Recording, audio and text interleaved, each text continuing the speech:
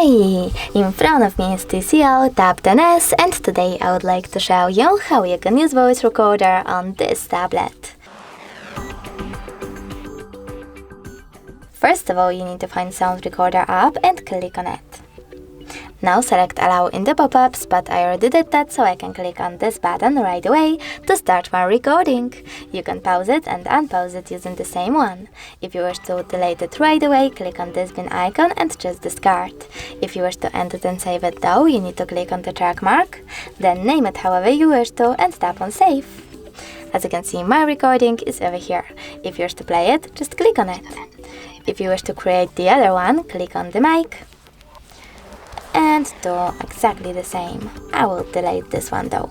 If you wish to delete one of your existing recordings, you need to hold it, tap on this bin icon at the top right corner and select Delete in the pop-up. Thanks so much for watching. If you enjoyed this video, leave a like, comment and subscribe. Bye!